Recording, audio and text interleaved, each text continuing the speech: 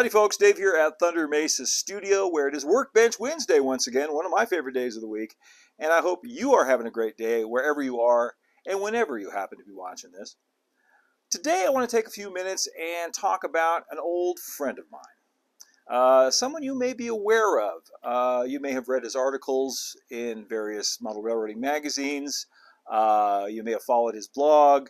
You may have seen his many postings in the railroad line forums and train board and model railroad hobbyist, etc. And you may have met him in person at some of the conventions and shows that he attended. I'm talking about my friend Vern, who was a wonderful model maker that we sadly lost back in 2015. But his legacy lives on. His model railroading legacy lives on, particularly in On30, and that is what I want to talk about today.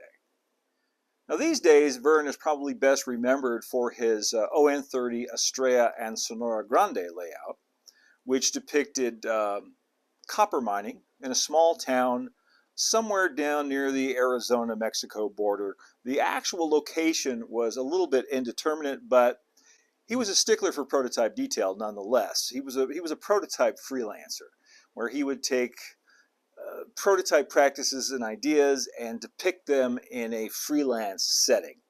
And he was wonderful at it. A lot of people may not realize or may not remember that he was very well known in N scale prior to that. He had a wonderful, very prototypical N scale layout, which depicted the Santa Fe, and then one day he decided he was done with N scale. So he tore all of that out. He sold off all of his N scale stuff and switched lock, stock, and barrel into On30.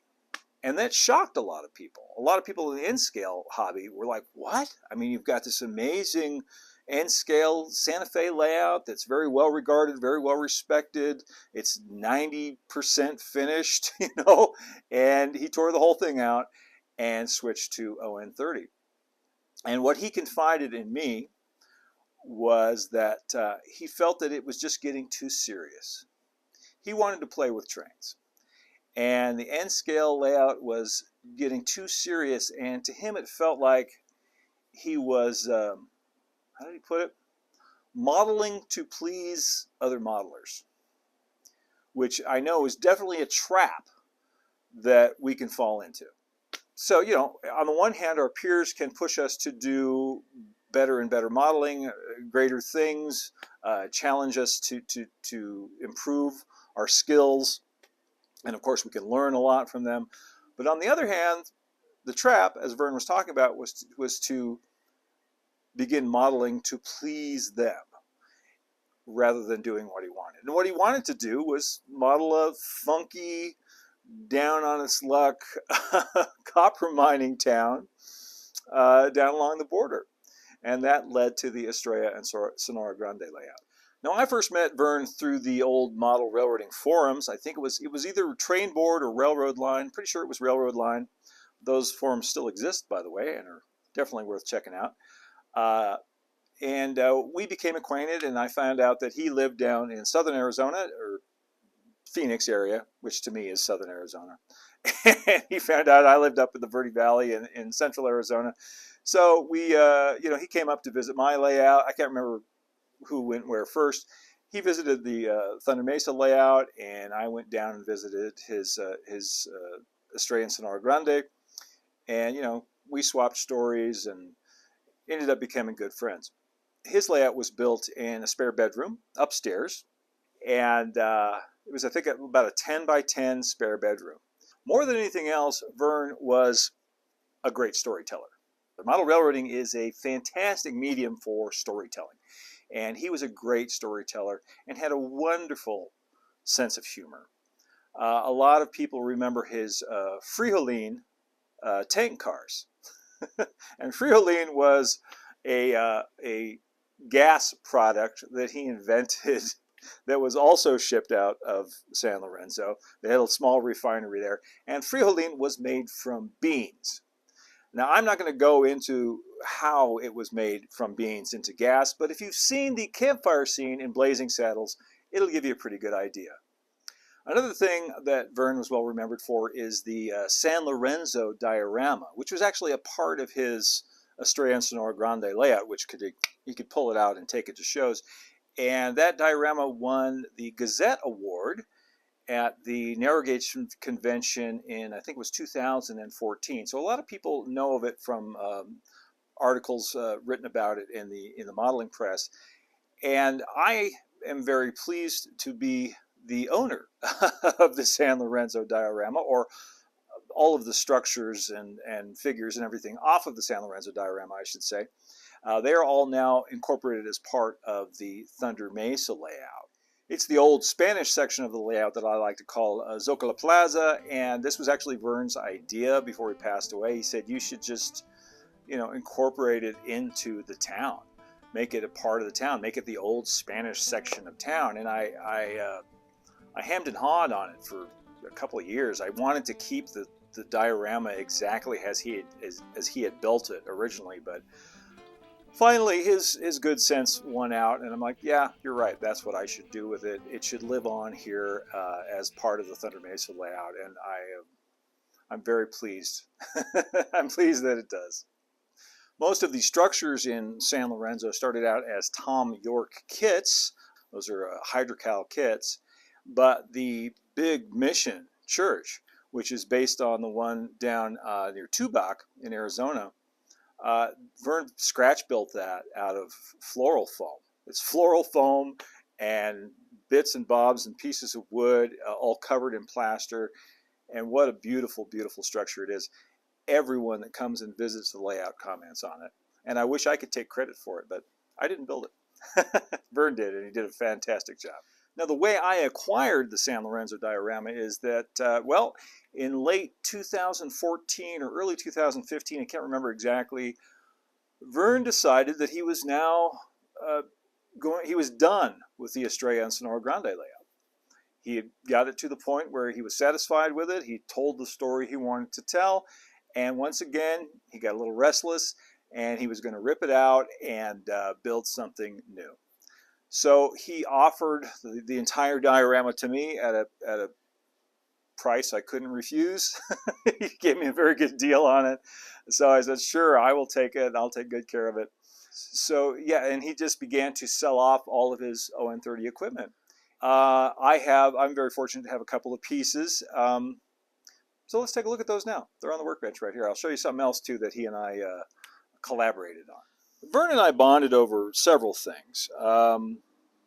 One, our a love of the American Southwest and our desire to model the desert, which is not something a lot of people did, at least not back then.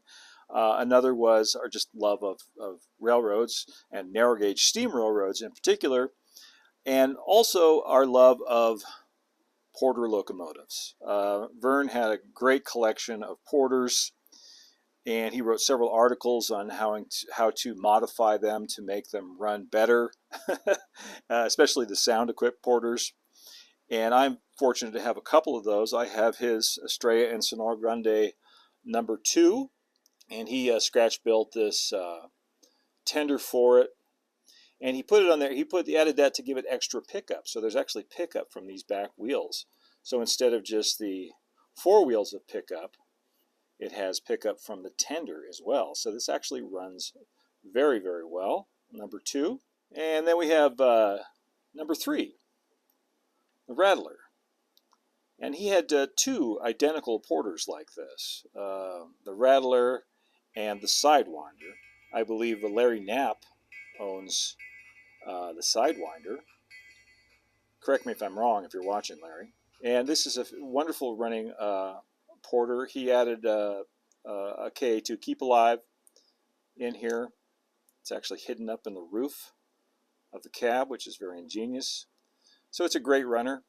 And I run both of these locomotives on the Thunder Mesa layout all the time.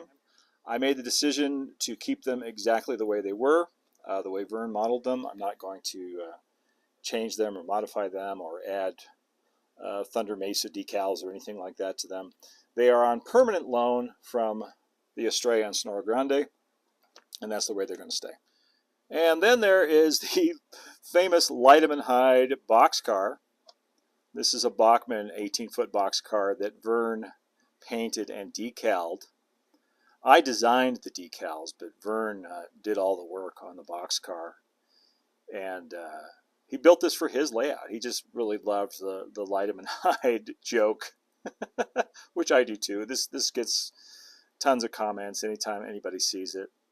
But I ended up acquiring this from him. He said he wanted me to have it, and I'm very glad that I do. I run it all the time in the layout. It's a little modern. It's got air hoses and stuff like that, but that doesn't bother me too much. Just a great bit of modeling. Yeah, he was still working on liquidating his On30 collection when he passed away. He was getting ready to switch to HON3 of all things, and he had acquired a really nice collection of Blackstone locomotives and cars, and his concept was that he was going to model, it was like a branch line of the Rio Grande Southern that went down into the desert Southwest. So his concept was modeling narrow Colorado-style narrow gauge in the American Southwest. So, we borrowed ideas back and forth from each other. The NSJ was written up for the last time in the 2015 On30 annual. And this was actually talking about how he was getting ready to dismantle the layout. There's Vern there. All these photos are by Vern. He was a wonderful model railroad photographer, too. He took great pictures. This is the track plan I drew for him. So if you don't have this one in your collection and you're interested in this kind of stuff, you should pick this one up. These are available from White River Publications. Look at this one. Here's that San Lorenzo mission taken outdoors down in the Sonoran Desert in the actual location it's supposed to be modeling. Now, Verne was a great storyteller, as I mentioned, and some of his more memorable ones, the Frioline I talked about, and there were the Easter chickens. A lot of people remember that posting, but he brought everything full circle. And in the end, when he decided to dismantle the San Lorenzo layout, he came up with a great story to cap everything off. The Frioline plant, as it turns out, exploded. Because their safety protocols were a little lax, I guess. And the place exploded and took half the railroad with it, and the owners decided it wasn't worth rebuilding, and that was that. That was the end of the San Lorenzo layout, the end of an era, the end of 8 years, I think he worked on that. And sadly, Verne passed away not very long after that. We do have his On30 legacy, and it lives on, and I think he would be gratified to know that it lives on here and on other people's layouts, other people that have his equipment that they picked up. And so if you have a piece of Verne's equipment, love it, enjoy it, treasure it. I hope this gives you a little bit more background if you didn't know, and enjoy that On30 legacy. Thanks for joining me today for this Workbench Wednesday trip down memory lane. I hope you enjoyed it. If you did, please hit the like button. You can also subscribe and share and hit that notification bell if you would like to see more from Thunder Mesa Studio. You can also follow us on Instagram at thunder.mesa and see all that's new on the Thunder Mesa Studio website at thundermesa.studio. As always, a huge shout out and thank you to our Patreon members who make this show possible. We couldn't do it without you guys. Thank you very much. Until next time, thank you all for watching. Keep moving forward, my friends. Adios for now.